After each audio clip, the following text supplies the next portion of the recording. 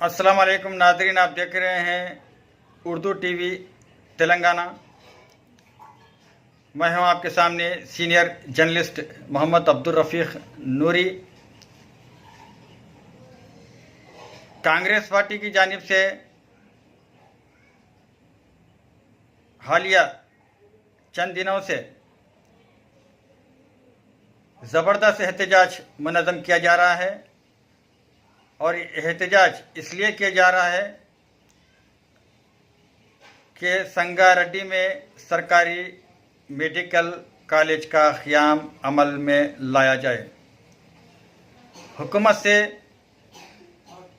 मुतालबा करते हुए कांग्रेस पार्टी ने अपनी एहतजाज में शिद्दत पैदा कर दी है। बंद भी मनाया गया जो कि कामयाब रहा। आज मिस्टर टी जयप्रकाश रेड्डी साबिक़ रुकने असम्बली संगारेड्डी इस ज़िमन में प्रेस कॉन्फ्रेंस से खिताब कर रहे हैं। अगर आपको ये वीडियो पसंद आता है तो इसके नीचे सब्सक्राइब का बटन है, प्लीज़ बराह करम सब्सक्राइब करें, शेयर करें। लीजिए मिस्टर टी जयप्रकाश रेड्डी साबिक़ एमएलए संगारेड्डी की प्रेस कॉन्फ्रेंस मुलाहिजा फरमाइए। संगारेड्डी गवर्नमेंट హాస్పిటల్లో మెడికల్ కాలేజీ యొక్క మంజూరు ఇవ్వాలని శంకుస్థాపన వేయాలని కాంగ్రెస్ పార్టీ పక్షాన ప్రజల పక్షాన కాంగ్రెస్ పార్టీ ప్రజల పక్షాన అనేక నిరసన కార్యక్రమాలు తెలుపుతూ ఉద్యమాలు చేయడం జరుగుతూ వచ్చింది. గత 4 రోజుల కిందట కూడా సంగారెడ్డి పట్టణంలో కలెక్టర్ ఆఫీస్ దగ్గర 3 రోజులు నిరవధిక దీక్ష కూడా చేయడం జరిగింది. 4వ రోజు కూడా సంగారెడ్డి బంద్ కూడా పాటించడం జరిగింది. బంద్కు సంబంధించి వ్యాపార సంస్థలు, వాణిజ్య సంస్థలు, హోటల్స్, సినిమా థియేటర్స్, పెట్రోల్ బంకులు, కిరాణా మర్చెంట్ వాళ్ళు, క్లాత్ మర్చెంట్ వాళ్ళు, అన్ని దుకాణదారులందరూ కూడా స్వచ్ఛందంగా వాళ్ళందరూ కూడా బంద్ పెట్టడం జరిగింది. పోలీసులు నిన్న బంద్ రోజు ఉదయం 5 గంటల నుంచే కాంగ్రెస్ పార్టీ ముఖ్య నాయకులందరూ కూడా అరెస్టు చేయడం జరిగింది. రోడ్ల మీద కాంగ్రెస్ కార్యకర్తలు ఎవరు కూడా తిరగకుండా పోలీసులు గట్టు మరి అరెస్టు చేసి తిరిగించే అవకాశం కూడా లేకుండా చేయడం జరిగింది. మరి అయినప్పటికీ కూడా మరి సంగారెడ్డి బంద్ సక్సెస్ అయింది. ప్రజల్లో బంద్ సక్సెస్ కావడానికి ప్రధాన కారణం మెడికల్ కాలేజ్ సంగారెడ్డి గవర్నమెంట్ హాస్పిటల్లో శంకుస్థాపన జరగాలనే ఒక డిమాండ్ని అందరూ సమర్థిస్తున్నారు కాబట్టి ఈరోజు బంద్ సక్సెస్ కావడం జరిగింది. సక్సెస్ చేసినటువంటి అందరికీ కూడా కాంగ్రెస్ పార్టీ పక్షాన మరి వారికి ప్రత్యేక కృతజ్ఞతలు, ధన్యవాదాలు. 4 రోజులు మీడియా సంబంధించి కూడా మరి ప్రింట్ మీడియా, ఎలక్ట్రానిక్ మీడియా, అట్లాగే కెమెరామెన్లు కానీ, ఫోటోగ్రాఫర్స్ కానీ అందరూ కూడా 4 రోజులు మరి ఫేస్బుక్లు కానీ అందరూ కూడా మరి వారి పూర్తి సమయాన్ని ఈ యొక్క ఉద్యమంలో 4 రోజులు మరి వారు ఒక మెసేజ్ పంపించే దాంట్లో వారు కూడా మాకు సహకరించినందుకు యావత్ మీడియా సమాజానికి అందరికీ కూడా మరి కాంగ్రెస్ పార్టీ పక్షంగా కృతజ్ఞతలు తెలియజేస్తున్నాం. ప్రధానంగా మా యొక్క ఉద్యమం ఇంకా భవిష్యత్తులో ఉధృతం చేయడానికి ప్రధానమైన కారణాలు ఏంటంటే రానున్నది ఇంకా 6 నెలలు అయిపోతే ఎన్నికల ప్రక్రియలోకి వెళుతాం కాబట్టి సమయం 6 నెలలే ఉంది. ఈ 6 నెలల లోపల ముఖ్యమంత్రి కేసీఆర్, జిల్లా మంత్రి హరీష్ రావు, ముఖ్యమంత్రి కేసీఆర్ తక్షణమే జీవోను రిలీజ్ చేసి మెడికల్ కాలేజ్ గవర్నమెంట్ హాస్పిటల్లో శంకుస్థాపన చేయాలని ఈ డిమాండ్ని మరి ఇంకా పెద్ద ఎత్తున ఉద్యమాలు తీసుకెళ్లడానికి మా యొక్క ప్రయత్నం కొనసాగుతూనే ఉంటుందనే విషయాన్ని నేను మీడియా ద్వారా యావత్ సమాజానికి తెలియజేయడం జరుగుతున్నది. చాలా సందర్భంలో చెప్పడం కూడా జరిగింది. వాస్తవానికి కూడా మేము కాంగ్రెస్ పార్టీ మెడికల్ కాలేజీలో పట్టుబట్టడానికి కారణం ఏంటంటే గవర్నమెంట్ హాస్పిటల్కి సంబంధించి దాదాపు 1000 మంది అవుట్ పేషెంట్లు, అట్లాగే ఎమర్జెన్సీ కేసులు చాలా వస్తున్నాయి. 8 నియోజకవర్గాలకు సంబంధించిన పేదవారికి ట్రీట్మెంట్కి వస్తున్నారు. ఎమర్జెన్సీ కేసులను కూడా గాంధీకి రిఫర్ అవుతున్నాయి, ఉస్మానియాకి రిఫర్ అవుతున్నాయి. భోజనాల ఖర్చు ఇక్కడ సంగారెడ్డి హాస్పిటల్ అయితే 4000-5000 వస్తే, హైదరాబాద్ పోతే 50,000 లక్షలు వస్తున్నాయి ఖర్చు.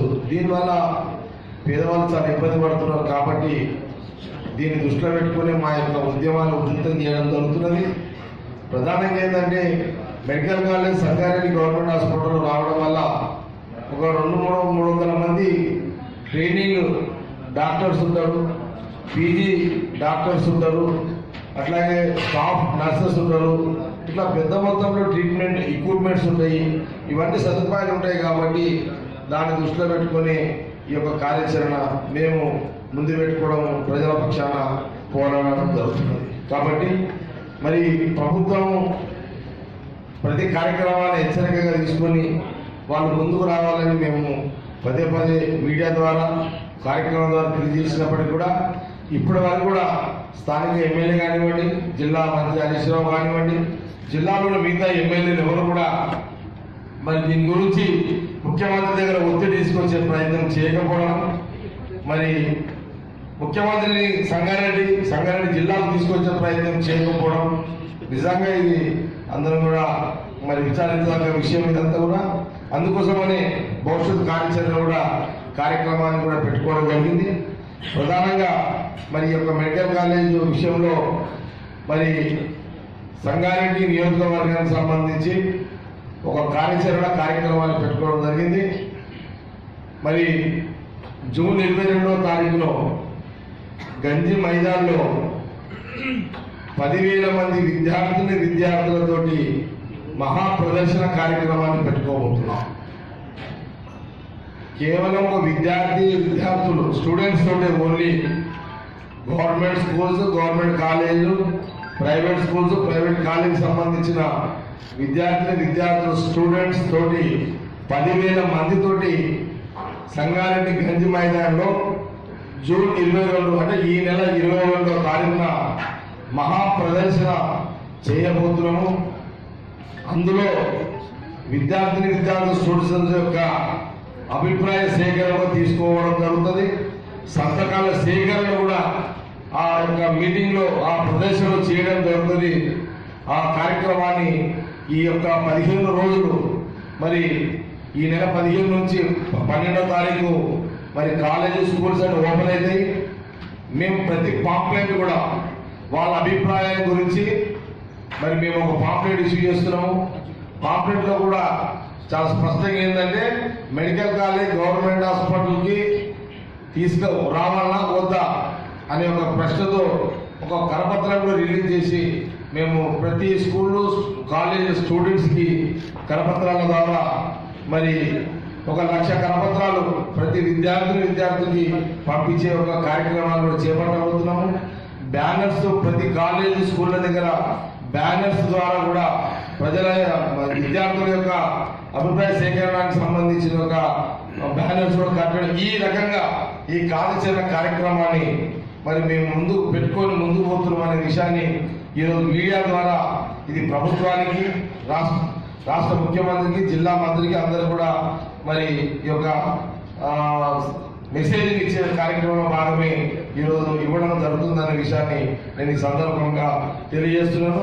ప్రధానంగా 22వ కార్యక్రమం మా గంజి మైదానంలో ఈ యొక్క విద్యార్థులు స్టూడెంట్స్ మహాప్రదర్శన కార్యక్రమాన్ని పెద్ద ఎత్తున మరి యూత్ కాంగ్రెస్, ఎన్ఐసికి సంబంధించిన ముఖ్య కార్యకర్తలు, నాయకులు ఈ యొక్క కార్యక్రమానికి సంబంధించిన ఏర్పాట్లు ఆర్గనైజేషన్ చేయడం జరుగుతుంది. కాబట్టి మీడియా సోదరులందరూ కూడా దీన్ని మరి మీ వంతు కృషి సహకారం అందించాలని నేను మీడియాను కూడా కోరుకుంటూ సెలవు తీసుకుంటాను. ప్రశ్నకు టీఆర్ఎస్ పార్టీ వాదన ఏంటంటే 10 ఏళ్ళలో అధికారంలో మెడికల్ కాలేజ్ ఎందుకు తీసుకురాలేదు అనేది ప్రశ్న. 2004 నేను టీఆర్ఎస్ ఎమ్మెల్యేగా ఉన్న తర్వాత కాంగ్రెస్ 2005లో పోవడం జరిగింది. పోగానే ఇమ్మీడియట్లీ ఐఐటికి సంబంధించిన విషయము వెలుగులో రావడంతో ఐఐటికి సంబంధించిన అప్పుడు తీసుకురావడం జరిగింది. దాని తర్వాత అప్పటికి ఇంకా కేంద్ర ప్రభుత్వ యొక్క ప్రతిపాదనలు ఇంకా స్టార్ట్ కాలేదు. యాక్చువల్గా ఈ యొక్క గవర్నమెంట్ హాస్పిటల్లో ఈ మెడికల్ కాలేజ్ శాంక్షన్ యొక్క ప్రక్రియ 2013 సంవత్సరం యూపీ గవర్నమెంట్ లో కొత్త ప్రతిపాదన మొదలైనవి. యాక్చువల్గా అంత మొదల సిస్టమ్ లేదు. మెడికల్ కాలేజీలు గవర్నమెంట్ హాస్పిటల్లో నెలకొల్పాలనే ఒక సిస్టమ్ వాస్తవానికి లేదు. గతంలో ఇప్పుడు లేదు. ఓన్లీ ప్రైవేట్ మెడికల్ కాలేజీలో శాంక్షన్స్ ఉంటాయి. ఈ మీ యొక్క ఏదైతే మెడికల్ కాలేజ్ అంశం ఉన్నదో ఇది 2013 అప్పుడు central minister, health minister, central minister Ghulam Nabi Azad గారు ఉన్నారు. వారు 2013లో కొత్త ప్రతిపాదనలు యావత్ భారతదేశం అంతా తీసుకొచ్చి ప్రతి రాష్ట్రం నుంచి కూడా ఎక్కడెక్కడైతే ఇంపార్టెంట్ ఉన్నాయో 4-5 గవర్నమెంట్ మెడికల్ కాలేజీలు హాస్పిటల్ పెట్టుకోవడానికి ప్రతిపాదన కేంద్ర ప్రభుత్వం 2013లో కోరింది. ఒకవేళ 2005లో 6లో ఇలాంటి ప్రతిపాదన ఒకవేళ కేంద్రంలో ఉన్నట్టుంటే ఖచ్చితంగా మేము ఆ రోజే సాక్షి ఇంత పెద్ద ఇన్స్టిట్యూషన్ ఒక ఐఐటి కంటే చిన్నది మెడికల్ కాలేజ్, అంత పెద్ద ఇన్స్టిట్యూషన్ తీసుకురాగలిగిన మెడికల్ కాలేజ్ తీసుకురావడం నాకు పెద్ద కష్టం కాదు. కానీ ఈ మెడికల్ కాలేజ్ గవర్నమెంట్ హాస్పిటల్ పెట్టే యొక్క విధానము 2013లో వచ్చింది. కాబట్టి 2013లో కిరణ్ కుమార్ రెడ్డి గారు సీఎంగా అప్పుడు ఆ ప్రతిపాదనలు మమ్మల్ని అడగడం జరిగింది. అప్పుడు సమైక్య రాష్ట్రంలో సంగారెడ్డి, మహబూబ్ నగర్, అట్లాగే చిత్తూరు, ఇంకా 2 జిల్లాలు ప్రతిపాదన కూడా పంపడం జరిగింది. అందులో సంగారెడ్డికి సంబంధించిన ప్రాసెస్ కూడా స్టార్ట్ అయింది. దానికి సంబంధించిన ఎప్పుడైతే ఆ సిస్టమ్ వచ్చిందో ఆ సిస్టంలో సంగారెడ్డిని తీసుకెళ్ళి పెట్టడం జరిగింది. అదే సిస్టము కేంద్రంలో ఒక సిస్టమ్ వచ్చిన తర్వాత ఎవరు అధికారంలో ఉన్నప్పటికీ కూడా సెంట్రల్లో ఆ సిస్టమ్ కొనసాగుతుంది. సపోజ్ ఉపాధి హామీ ఉంది. ఉపాధి హామీ ఎవరు తీసుకొచ్చారు? యూపీఏ గవర్నమెంట్ సోనియా గాంధీ గారు తీసుకొచ్చారు. ఇప్పుడు ఉపాధి హామీ ఉంది కదా. కేంద్రంలో కాంగ్రెస్ పార్టీ లేకపోయినా, యూపీఏ లేకపోయినా, ఇప్పుడు కేంద్రంలో బీజేపీ ఉన్నప్పుడు కూడా ఉపాధి హామీని కొనసాగిస్తుంది కదా, దాన్ని ఆపలేరు కదా. అట్లాగే ఆ రోజు మెడికల్ కాలేజ్ గవర్నమెంట్ హాస్పిటల్లో పెట్టాలనే విధానం కేంద్రం గులాం నబీ ఆజాద్ గారు తీసుకొచ్చిన దాన్ని అదే కొనసాగింది ఫైల్. కాబట్టి అందులో భాగంగానే సంగారెడ్డిలో వచ్చే ప్రతిపాదన మెడికల్ కాలేజ్ గవర్నమెంట్ హాస్పిటల్లో సిద్దిపేటకు కేసీఆర్ ప్రకటించడం జరిగింది. కాబట్టి దయచేసి స్థానిక ఎమ్మెల్యే చాలా తెలివిపరుడు అనుకుంటాడు. తెలివి నిజంగా తెలివిపరుడు అనుకుంటే ఇంత కూడా ఆలోచన లేదనేది నేను అడుగుతున్నాను. కాబట్టి నేను ఏమంటున్నా, స్థానిక ఎమ్మెల్యే చర్చకు రాను. నువ్వు ఎక్కడో మీడియా ముందు కాదు, నేను మీడియా ముందు కాదు, నువ్వు మీడియా సమక్షంలో చర్చిద్దాం. ఏమని? నువ్వు అప్పుడే అడుగు. స్థానిక ఎమ్మెల్యే లేదేమంటున్నావు, నువ్వు నన్ను అడుగు. నువ్వు అప్పుడు ఎందుకు రాలేవంటే నేను చెప్తాను. విధానం ఉందా, అప్పుడు లేదా తెలుసుకో. నువ్వు నాకు జ్ఞానం లేదు, మీకు అవగాహన లేదు అనేది నా యొక్క స్పష్టంగా నేను తెలియజేస్తున్నాను. కాబట్టి ఈ రకంగా దయచేసి మీడియా వాళ్ళు కూడా సబ్జెక్టు తెలిసి ఉండాలి ఇప్పుడు కూడా. కాబట్టి దీన్ని గమనించాలి మీడియా వాళ్ళు కూడా. అందుకే అప్పుడు తాళగిపోయినా ప్రైవేట్ కాలేజ్ సిస్టమ్ ఉంటారు. Government college system medical college 2013 వచ్చింది. ఓకే, ప్రశ్న ఇంకా ఏమన్నా 10 ఎకరాల స్థలం ఉంది. ఇంకా 15 ఎకరాల స్థలం ఉందని ఆల్రెడీ హాస్పిటల్ సూపరింటెండెంట్ యొక్క ప్రతిపాదనలో పంపించడం జరిగింది. సరిపోతుంది గవర్నమెంట్ కాలేజ్. ఎందుకంటే ఆల్రెడీ గవర్నమెంట్ హాస్పిటల్ బిల్డింగ్స్ ఉన్నాయి కాబట్టి ఓన్లీ కాలేజ్ కోసము ఒక 15 ఎకరాల స్థలం సరిపోతుంది అనేది వైద్య విధాన పరిషత్ కూడా దాన్ని సమ్మతించింది. వస్తే దానివల్ల మంచి వైద్యం అందుతుంది. ప్రతి విద్యార్థికి సంబంధించిన ఎమర్జెన్సీలలో వైద్యం అందుతుంది. అట్లాగే వాళ్ళకు ఒక సపోర్ట్ అవుతుంది. ఒక మెడికల్ కాలేజ్ సంగారెడ్డి రావడం వల్ల ఇంట్రెస్ట్ జరుగుతుంది. దాంతో పాటు చాలా మందికి ఉపాధి కలుగుతుంది. ఎంప్లాయ్మెంట్ డైరెక్ట్గా ఇండైరెక్ట్గా 1000 నుంచి 2000 మందికి ఉపాధి కలుగుతుంది. పట్టణం అభివృద్ధి చెందుతుంది. అందరి ఆరోగ్యాలని కాపాడుతుంది మెడికల్ కాలేజ్ వల్ల అనేది మా యొక్క అభిప్రాయం. ప్రశ్న అడిగారు. ఈ యొక్క ప్రాసెస్ ముఖ్యమంత్రి గారు సంతకం చేసిన తర్వాత సీఎం పేజీ నుంచి ప్రపోజల్స్ ప్రిన్సిపల్ సెక్రటరీని అడిగారు. హెల్త్ డిపార్ట్మెంట్ వైద్య విధాన పరిషత్ సంబంధించి కమిషనర్ నుంచి కూడా లెటర్ హాస్పిటల్ సూపరింటెండెంట్ వచ్చింది. ఈ ప్రాసెస్ అంతా కూడా ప్రతిపాదనలు కేంద్రానికి పంపించే సమయంలోనే అప్పుడే ఈ రాష్ట్రంలో రాజకీయ సంక్షోభం ఏర్పడ్డది.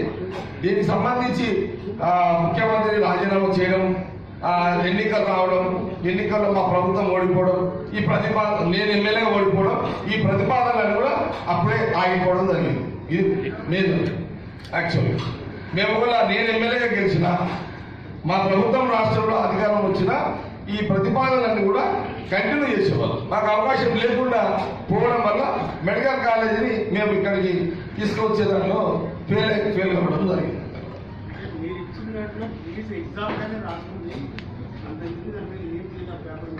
సీఎం అట్లా రాస్తాడు. ఎగ్జామ్ అంటే ప్లీజ్ ఎగ్జామ్ అని రాస్తాడు వాళ్ళకి. ఎందుకంటే పాపం ఇప్పుడున్న ఎమ్మెల్యేలకు తెలియదు. ఇంకా ఇప్పుడు ముఖ్యమంత్రి రాయడు కాబట్టి ప్రాబ్లం ఏంటంటే ఇప్పుడు సీఎం రాయడు. వీళ్ళకు అది ప్రాబ్లం. మీకు కూడా తెలియాలి. మాకు 10 ఏళ్ల కాలంలో మా సీఎంలు మేము ఒక దరఖాస్తు ఇస్తే ప్లీజ్ ఎగ్జామ్ అంటే రాష్ట్రం అది అసిస్టం ఉంది. ఇప్పుడున్న ఎమ్మెల్యేలకు పాపం తెలియదు. ఇంకా వాళ్ళకి అవకాశం లేదు. ఈ ముఖ్యమంత్రి దరఖాస్తు ఇచ్చి దాని మీద పుట్టప్ చేసి లేదు వాళ్ళకి. దాన్ని గమనించాలి. గతంగా ముఖ్యమంత్రులు రాసేవాళ్ళు, ఇప్పుడు ముఖ్యమంత్రి రాస్తారు. తెలియదు కాబట్టి అడిగి అంతే. ఆయన ప్రశ్నిస్తారు. అందుకే ఏమంటా ఎమ్మెల్యే అయినా కానీ ఆయనకు లేదా ఆలోచన ఏది సిస్టమ్ తెలియదు. గవర్నమెంట్ జరిగిందనే దానికి మీ దగ్గర ఆధారాలు వచ్చారు.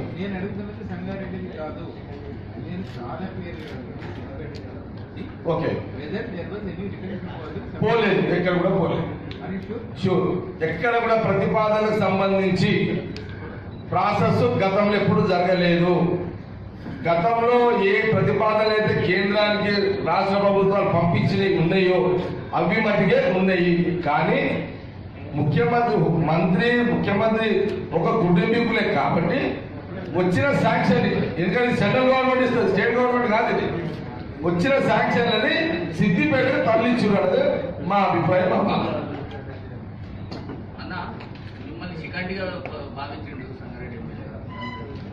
ఓకే,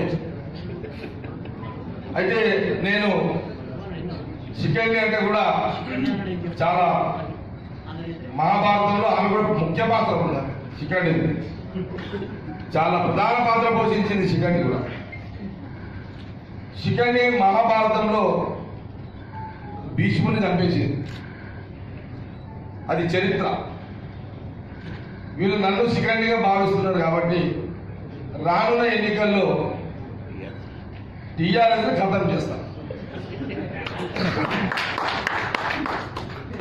కాబట్టి శిఖండితో పెట్టుకోకుండా ఈ జిల్లాలో అందరికీ చెప్తున్నా, ఈ జిల్లాలో ఎవరు ఎమ్మెల్యేలు, మంత్రి కేసీఆర్ కూడా చెప్తున్నారు.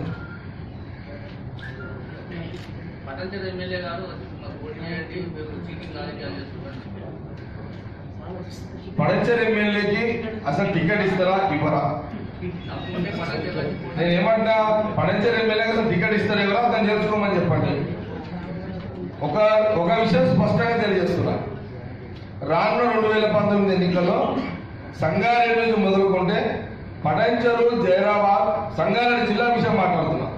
సంగారెడ్డి, పడంచెరు, జైరాబాద్, నారాయణఖేడ్, ఆందోళన ఇవన్నీ కూడా కాంగ్రెస్ పార్టీ కైవసం చేసుకుంటుంది. ఎలాంటి అనుమానం లేదు.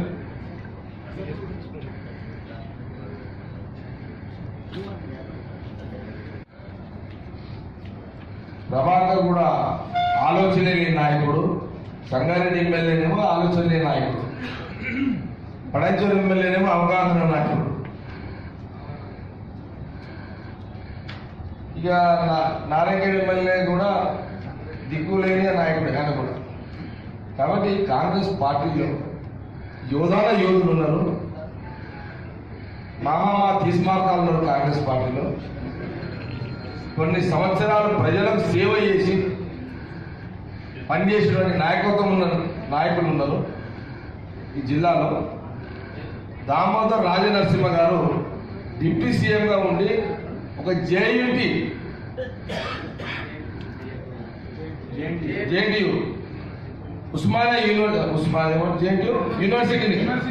యూనివర్సిటీని మీరు గమనించాలి దయచేసి, మీడియా వాళ్ళు కూడా, వ్యవస్థ ప్రజలు కూడా గమనించాలి.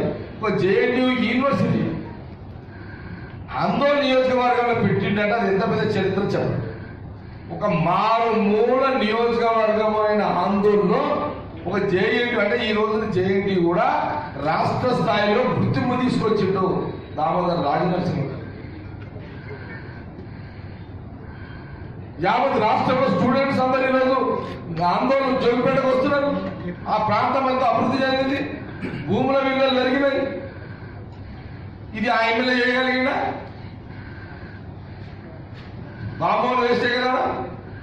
అసలు విచిత్రం ఏంటంటే జేఎన్టీ కాంగ్రెస్ పార్టీ తెచ్చింది, దామోదర్ రాజనరసింహ గారు తెస్తే దాన్ని ఇనాగ్రేషన్ వస్తున్నాడు ఆయన ముఖ్యమంత్రి కేసీఆర్.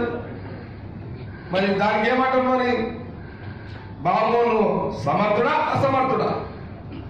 అది సమాజం ఆలోచించారు. రెండవది,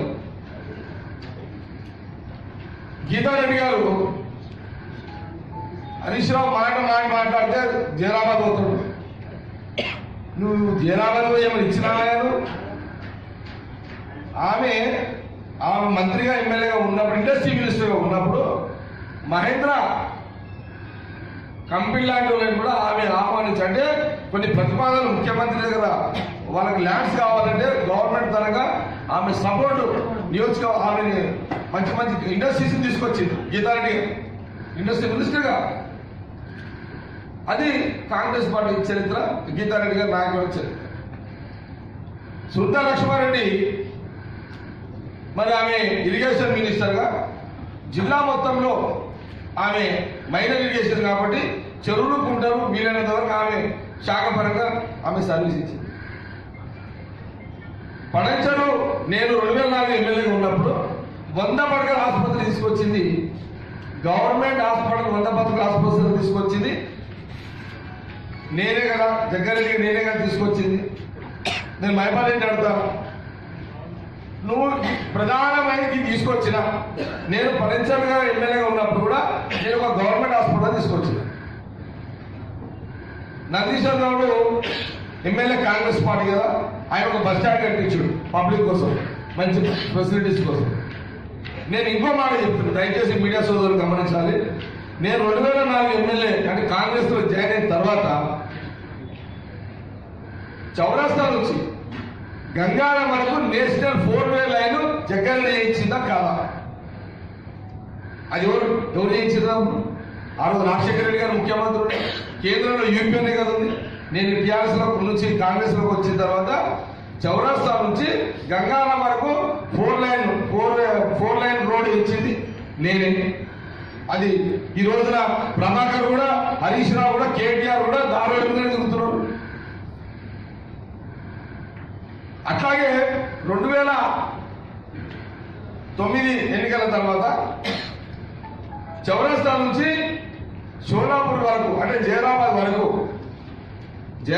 వరకు మరి సురేష్ గారు, నేను, అప్పుడు కిరణ్ కుమార్ రెడ్డి గారు పట్టుకొని సీఎంని ఇక్కడ నుంచి చౌరస్తా నుంచి అక్కడ వరకు 4 లైన్ మేమేగా చేయించింది.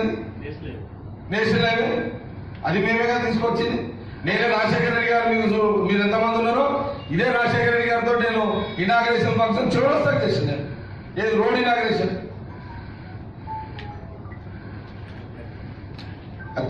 కలెక్టర్ ఆఫీస్ నేనే తీసుకొచ్చిన కదా, జిల్లా కోర్టు నేనే కట్టించిన కదా, కలెక్టర్ ఆఫీస్ 25 కోట్లు తీసుకొచ్చిన రాజశేఖర రెడ్డి గారితో. నేనేమంటున్నానంటే ఇక్కడ సంగారెడ్డి జిల్లాలో ఉన్న ఎమ్మెల్యేలు మీరు చెప్పండి, టీఆర్ఎస్ ఎమ్మెల్యేలు మేము నీకు చేసాం, పడేద్దరు ఎమ్మెల్యే అంటాడు, మన మీడియాలో నడుపుతున్నాడు. చెప్పాను గీత చేశాను చెప్పు, ప్రభాకర్ అంటాడు గీత చేసి, ఏదో ఒకటి చెప్పు, నేను గీత తీసుకొచ్చినా చెప్పు. మీకు సిగ్గుండాలి అసలు. హరీష్ రావు జిల్లా మంత్రి వందల కోట్లు వేల కోట్లు సిద్దిపేట తీసుకుపోతుంటే అడిగే సూరత్ లేదు, మీకు అడిగే ముఖం లేదు. మీరు మాట్లాడతారేమో మీరు. కాబట్టి మా సంగారెడ్డి జిల్లాకు వచ్చేసరికి జగ్గారెడ్డి నుంచి మొదలుకుంటే దామోదర్ గారు కానీ, లేకపోతే గీతారెడ్డి గారు కానీ, సుంతా లక్ష్మణరెడ్డి కానీ, షెట్కార్ కానీ ఎవరు కూడా నైతికంగా ఈ నాయకులు ఎవరికి విమర్శించే హక్కు లేదు అనేది కాంగ్రెస్ పార్టీ స్పష్టంగా తెలియజేస్తుంది. ఏ ప్రభుత్వం వచ్చినా మోరీలు, సీసీ రోడ్లు సహజంగా చేస్తారు. అది గొప్ప కాదు. ఒక ఉమ్మడి జిల్లాలో ఒక జేఎన్టీ యూనివర్సిటీ, ఒక ఐఐటి, సంగారెడ్డిలో ఒక అగ్రికల్చర్ యూనివర్సిటీ, ఇది డెవలప్మెంట్ కాదా? అందుకని నేను ఏమంటున్నంటే, మీరు మీడియాలో మాట్లాడడం కాదు, మీకు ధైర్యము దమ్ముంటే మీరందరూ సంగారెడ్డి అంబేద్కర్ దగ్గర టెంట్ వేసుకొని కూర్చుందాం. నేను, దామోదర్ గారు, గీతారెడ్డి గారు, షెట్కార్ గారు, సుంతా లక్ష్మారెడ్డి మేమందరం వస్తాం. హరీష్ రావు రా, మీ ఎమ్మెల్యేలో మిలు సిద్దిపేట మినహాయించి, గజ్వేల్ మినహాయించి మిగతా 8 నియోజకవర్గాలకు మేము ఇది చేసిన వారిని మీరు నిరూపించండి. మీరు ఏదంటే చేయడానికి సిద్ధంగా ఉన్నాం. మేము ఈ సమైక్య రాష్ట్రం ఉన్నప్పుడు ఏమేమి అభివృద్ధి చేస్తామో ఈ 5 జిల్లాలలో మేము నిరూపిస్తాము. అప్పుడు మీరు ప్రజలకు వేసేందుకు క్షమాపణ చెప్పాలి. మీరు చర్చకు సిద్ధమా? దయచేసి టీఆర్ఎస్ మంత్రులకు, ఎమ్మెల్యేలకు, ఎమ్మెల్సీలకు ఏం చెప్తున్నాయంటే, మీరు చర్చకు రండిగా. మీరు మీడియాలో మాట్లాడి పనిచేయండి. ఇదంతా మీరు డైరెక్ట్ చర్చకు రండి. అంబేద్కర్, సంగారెడ్డి అంబేద్కర్ కూర్చుందాం, మనం మాట్లాడదాం. మీరు కరెక్టా, మేము కరెక్టా, ప్రజల దగ్గరకు వెళ్తాం. కొన్ని రాజకీయ పరిస్థితుల వల్ల, అప్పుడున్న పరిస్థితుల వల్ల గెలుపు ఓటర్లు సహజం ఏ రాజకీయ పార్టీ కదా. కాబట్టి ఈ విషయాలన్నీ కూడా ప్రజలందరూ కూడా గమనించాలని మేము ఈ సందర్భంగా తెలియజేస్తాం. ఈ వీడియో మీకు నచ్చినట్లయితే లైక్ చేయండి మరియు షేర్ చేయండి. ఇలాంటి మరిన్ని వీడియోల కోసం మా ఛానల్ ని సబ్స్క్రైబ్ చేయండి. Thanks for watching.